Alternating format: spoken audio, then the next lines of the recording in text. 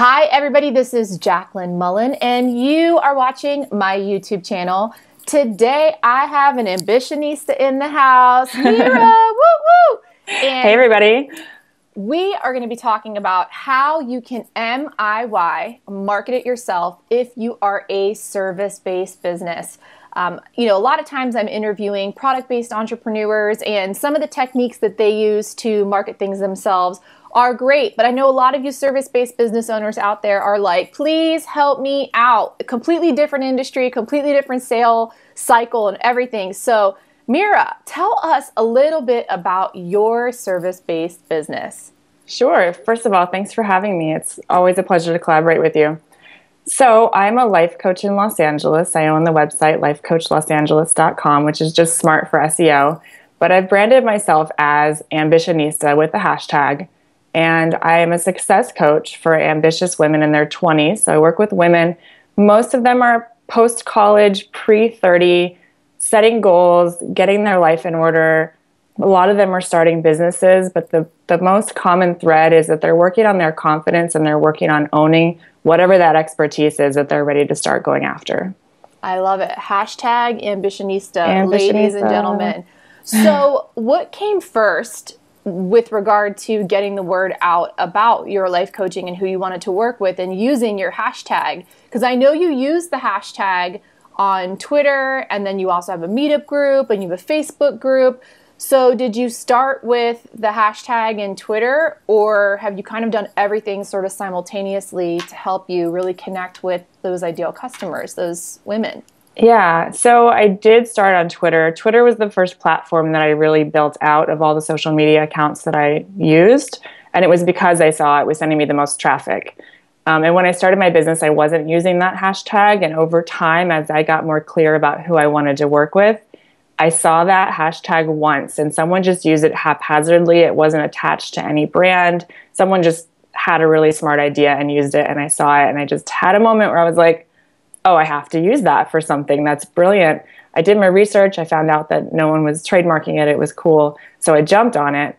And the first rendition of that hashtag was to start a Twitter chat. I had been very active on Twitter anyway. I saw other people using brilliant hashtags. Like there's one called Firework People. Oh, yeah. Really good hashtag. So I decided to jump before I was ready and launch a Twitter chat and make it up as I went.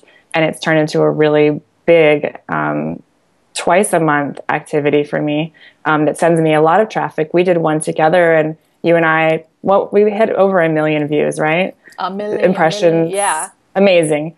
And so after that, I had already been a pretty big meetup fan as well. I took over a meetup group that was pre-existing and rebranded it Ambitionista so that now when you search Ambitionista in a search engine, you'll not only find my Twitter presence, but you'll also find my meetup group.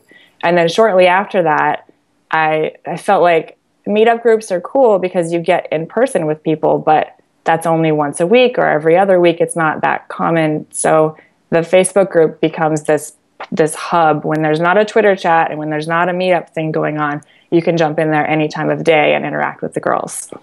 It's amazing. So in essence, it's sort of like the hashtag is what allows you to connect with people, and then beyond, like you said, just being on one social network, if they're local to Los Angeles, they can then meet up with you in person. If they're from all over the country and they want more engagement or more interaction with you, they can then go into your Facebook groups. So speaking of, like, going back to the original basis of the business, it's to provide a service. It's to provide a life coaching service. Mm-hmm. But there's a lot that goes into your marketing, from coming up with the content from, for the Twitter chats, to coming up with the content for your Facebook group, to coming up with what you're going to do as far as like your meetups are concerned. Mm-hmm. Why put so much emphasis on all of these things? The simplest answer is that you become the 5 people you spend the most time with. And the clients that I work with, that's probably one of the biggest challenges they don't know they have, is that the people that they're surrounding themselves with aren't necessarily pushing them ambition-wise. So I'm creating, not only are you getting an amazing relationship with me, whether you're hiring me or not, even if we're not working together one-on-one, you get that interaction with me, but I'm just one person and my perspective is valuable. But I found in my own life, and I know you've probably seen this too, when you surround yourself with positive, ambitious, amazing people, it pushes you so much further. So this is my way to add value to what I already do. And you don't even have to be working with me to benefit from it. Maybe my next referral will come from someone who's directly within my community. That is such a good point. So this is why I was asking you this question, because I wanted to bring up this notion of value. I had somebody ask me last week, I see you making a lot of noise, for lack of a better word, on social, me personally, but I don't see you monetizing it yet. And I'm of the mindset that you want to build the community first. Of course, if you have a service, if you have a product that you can sell, ultimately trying to sell that product and service, that's what's going to keep your business afloat. But I think in this digital day and age, especially in using social networking tools to help us connect with our customers and being service-based business owners, it's a little bit more long-winded sales process. So how did you learn to create all these types of value for your ideal customer? Great question. I mean, some of it is watching what my colleagues are doing. Again, that the 5 people you spend the most time with, I'm seeing what's working for some of my colleagues, and I'm like, yeah, I can do that, and I'll make it my own. I'll do it in my way.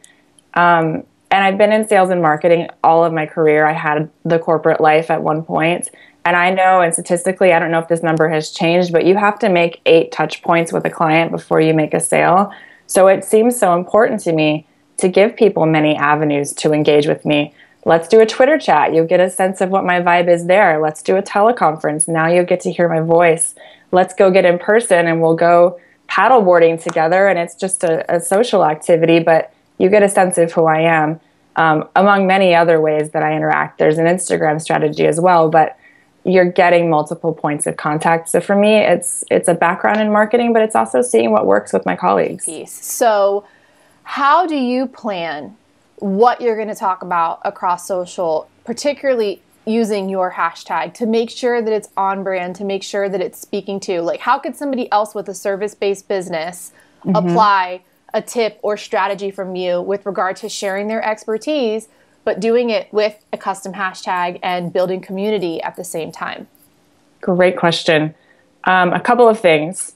Let's just talk about Twitter, and this can apply to many different platforms. Engage and use your hashtag. So for me, several times a week, I try to shout out my newest followers, ask them a question, and use the hashtag so that people are seeing me interacting. People in my community can kind of welcome those new people to the community as well. Second, content-wise, I like to share articles and blog posts from media sources that I know my audience already looks at. So I'm constantly on the lookout, not only Huffington Post for women, not only things that Millennial Talk, what's her name right now? I'm losing it. Millennial Talk, Chelsea Crossed. Anyone who's already catering to the 20-something market, I'm resharing articles from them, as well as paying attention to the questions that people ask me and creating my own content to answer those questions. So it's a combination of all things, but when I put it out into the universe, I'm really making a point to put that hashtag there so it all comes back to me.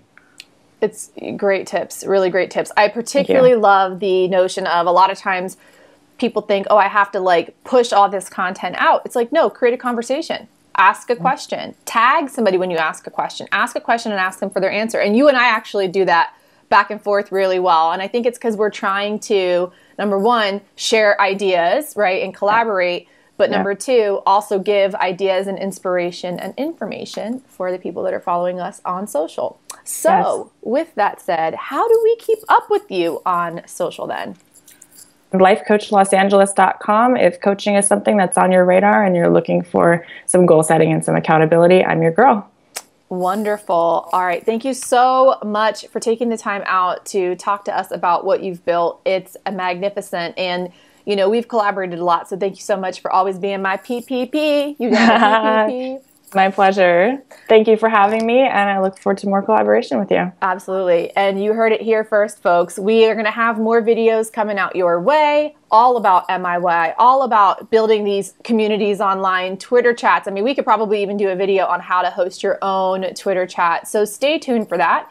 If you'd like to keep up with me and learn more about MIY, Market It Yourself, or the other things that I'm working on, which are blogs for Huffington Post, entrepreneur.com, and all that jazz, please follow me on Twitter at Jaclyn Mullen. That's the same for Instagram. That's JACLYNMULLEN. Or you can find me on Facebook at facebook.com/Jaclyn Mullen Media.